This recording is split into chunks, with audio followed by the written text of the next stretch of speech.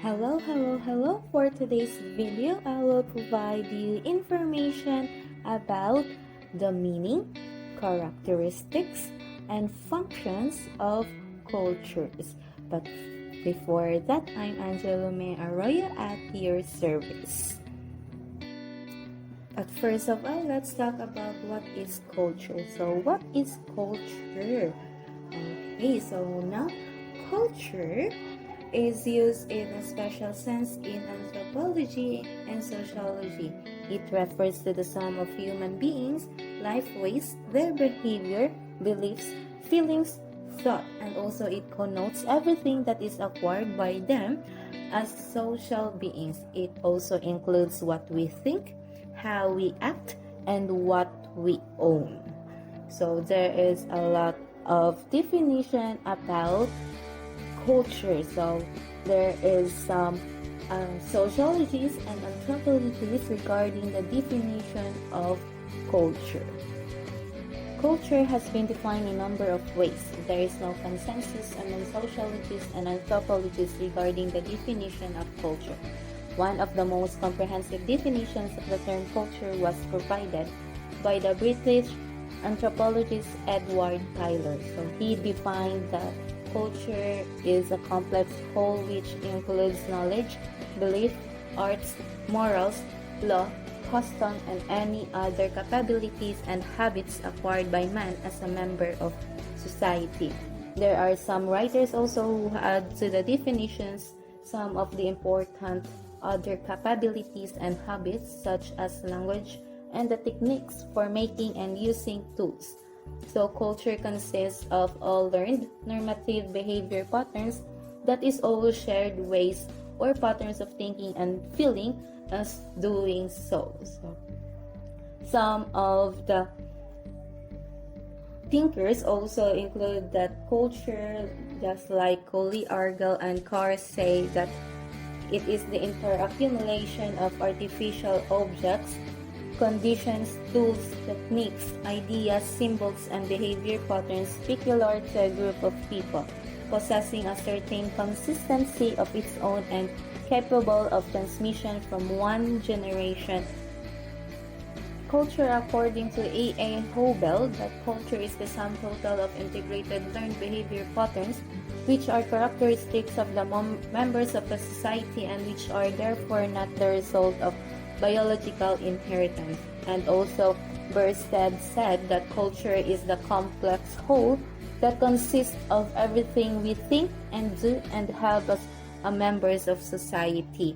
So also according to Anderson and Parker, culture is the total content of the physical, social, biosocial, and psychosocial universe man has produced and the socially created mechanisms through which this social product operates.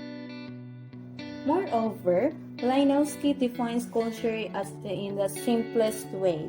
So he defines that as the handiwork of man and the medium through which he achieved his ends. So Linowski defines culture in a very simplest way.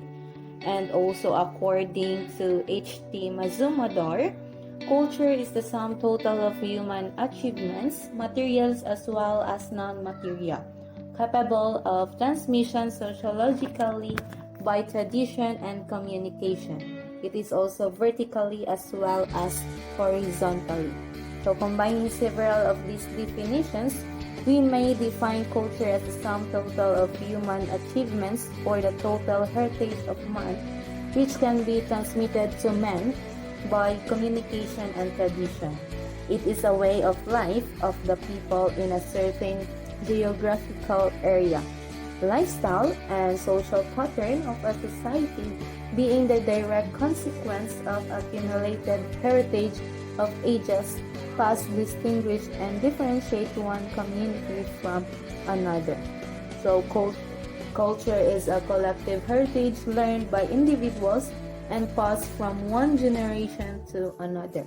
The individual receives culture as part of social heritage, and in turn, it will reshape the culture and introduce changes which then became part of the heritage of succeeding generations. As said, culture includes many societal aspects, and these attitudes, beliefs, language, customs, behavior, ritual, food, faith, and religion, music, also art and drama. So to understand more, now let's discuss about the characteristics of the first characteristic of culture is the learned behavior.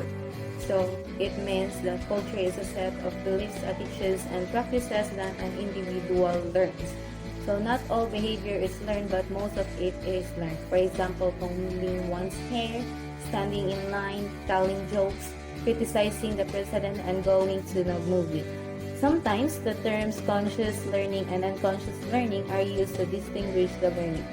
For example, the ways in which a small child learns to handle a tyrannical father or a rejecting mother often affect the ways in which that child 10 or 15 years later handles his relationships with other people. So some behavior is obvious, like for example, going to football games, eating with forks, or driving automobiles. So this behavior is called overt behavior. And the other behavior, the covert behavior, it is the activities like as planning tomorrow's work or feeling hatred for an enemy are also defined as behavior. But both of them may of course be learned by other people. The second characteristic of culture is abstract. Culture exists in the minds or habits of the members of a society. Culture is the shared ways of doing and thinking. There are degrees of visibility of cultural behavior, ranging from the regularized activities of persons to their internal reasons for doing so. So, in other words, we cannot see culture as such, we can only see human behavior. This behavior occurs in regular, patterned fashion, and it is also called culture. And the third characteristic is culture is a pattern of learned behavior. The definition of culture indicated that the learned behavior of people is pattern. Each person's behavior often depends upon some particular behavior of someone else.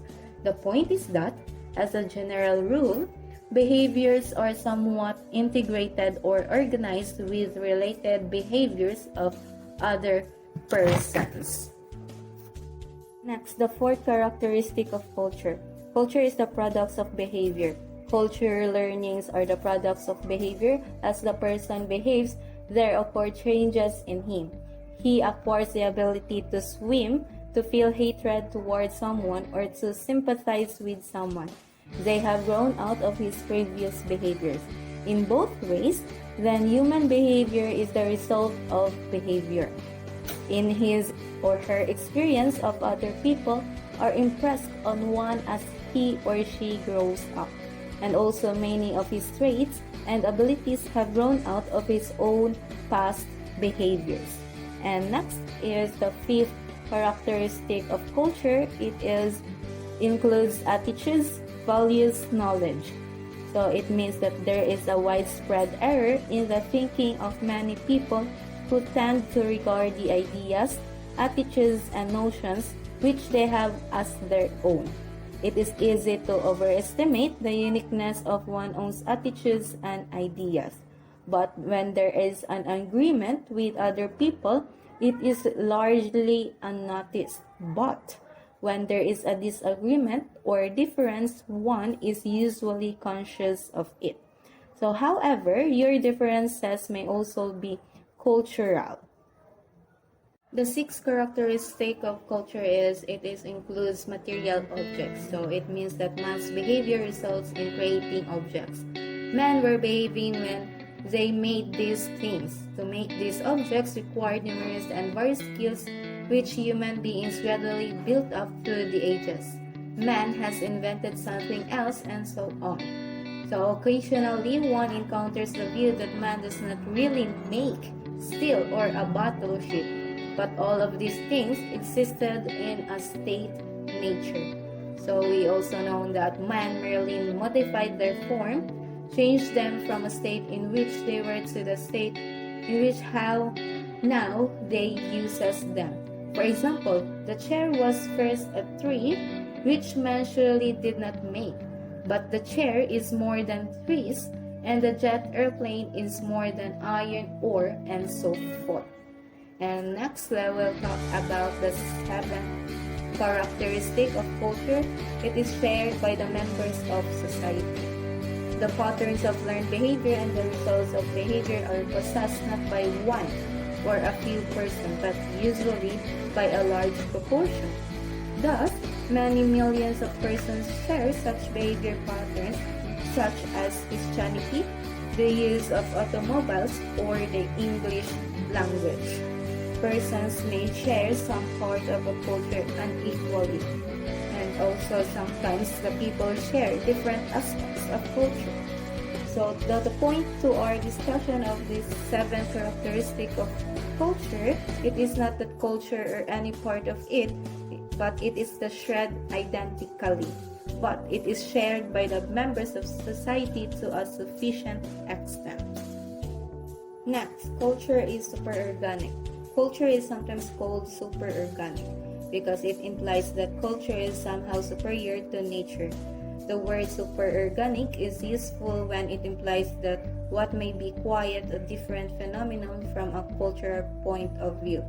For example, we have here a tree means different things to the botanist who studies it, the old woman who uses it for shade in the late summer afternoon, but also the farmer who picks its fruit, and also the motorist who collides with it, and the young lovers who carve their initials in its trunk.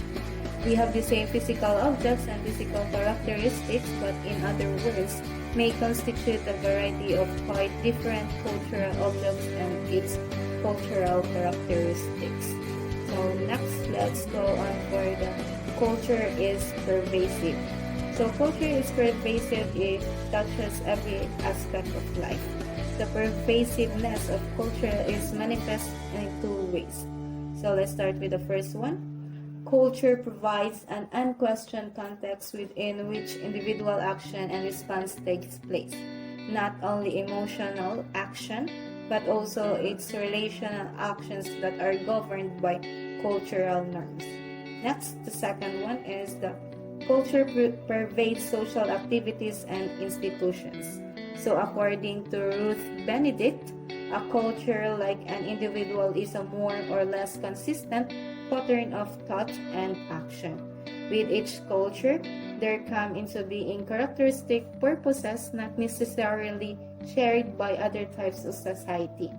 In obedience to these purposes, each person further consolidates its experience, and in proportion to the urgency of this drives the heterogeneous items of behavior. The 10th characteristic of culture. Culture is a way of life. So culture means simply the way of life of a people or their design for living. So according to Flacon and Kelly, they define in this sense that a culture is a historical derived system of explicit and implicit designs for living, which tends to be shared by all or specially designed members of a group. So now, as they said that we have the explicit and implicit designs for a living, so let's give example what is explicit culture. So explicit culture refers to similarities in word and action which can be directly observed. For example, the adolescent culture behavior can be generalized from regularities in dress, mannerism, and conversation. So now let's talk about implicit culture. So it exists in abstract forms which are not quite obvious. Okay, so next, let's talk about the 11th characteristic. Culture is a human product. Culture is not a force or operating by itself and independent of the human actors. There is an unconscious tendency to defy culture.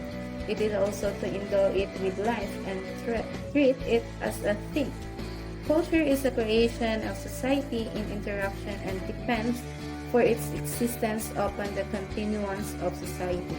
In a strict sense, therefore, Culture does not do anything on its own. It does not cause the individual to act in a particular way, nor does it make the normal individual into a maladjusted one. Or in short, culture is a human product. It is not independent. Culture is idealistic. Culture embodies the ideas and norms of a group. It is sum total of the ideal patterns and norms of behavior of a group. Culture consists of the intellectual, artistic, and social ideas and institutions which the members of the society profess and to which they strive to conform. Next is culture is transmitted among members of society. So the cultural ways are learned by persons from persons. Many of them are handed down by one's elders, by parents, teachers, and others of a somewhat older generation. But we all know that other culture behaviors are handed up to elders. Some of the transmission of culture is among contemporaries. For example, we have the styles of dress, political views, and the use of recent labor-saving devices. One does not acquire a behavior pattern spontaneously, but he learns it. That means that someone teaches him or someone learns of how it will be used in a behavior, but much of the learning process, both for the teacher and the learner, is quite unconscious, unintentional, or accidental. Next, culture is continually changing. So they said that there is one fundamental and inescapable attribute, special quality of culture, but the fact of unending change. But they said that some societies and sometimes change slowly and hence in comparison to other societies, seem not to be changing at all, but they are changing even though not obviously so. Next is, let's talk about culture is variable. So culture varies from society to society, group to group, but hence we say culture of India or England. Further, culture varies from group to group within the same society. There are subcultures also within a culture, cluster of patterns which are both related to general culture of the society and yet distinguishable from it are also called subcultures. We have the last two characteristics of culture. So let's start with culture is an integrated system. So culture possesses an order and system. Its various parts are integrated with each other and any new element which is introduced is also integrated. And last, the characteristic of culture is language is the chief vehicle of culture. Man lives not only in the present but also in the past and future. He is able to do this because he possesses language which transmits to him what was learned in the past and enables him to transmit the accumulated wisdom to the next generation. So a specialized language pattern serves as a common bond to the members of a particular group or subculture. But although culture is transmitted in a variety of ways, language is the one of the most important vehicles for perpetuating cultural patterns. So in conclude, culture is everything which is socially learned and shared by the members of a society. It is culture that in the wide focus of the world, it will be distinguished as individual from individual, group from group, and to the society. So that's all for the characteristics of culture. So next, let's go to the functions of culture. Since culture seems to be a universal human phenomenon, it occurs naturally to wonder whether culture corresponds to any universal human needs. This curiosity raises the question of the functions of culture. So social scientists have discussed various functions of culture. They have the certain functions for both individual and society. So now let's have the following important functions of culture. The first important function of culture is culture defines situations. It means that each culture has many subtle cues which define each situation. It reveals whether one should prepare to fight, to run, to laugh, or make love. For example, suppose someone approaches you with right hand outstretched race level. But what does this mean? That he wishes to shake hands in friendly greeting is perfectly obvious, but that is to anyone familiar with our culture. But in another place or time, the outstretched hand might mean hostility or a warning. One does not know what to do in a situation until he has defined the situation. Each society has its insults and fighting words. The cues or hints which define situations appear in infinite variety. A person who moves from one society into another will spend many years misreading the cues. For example, laughing at the wrong place.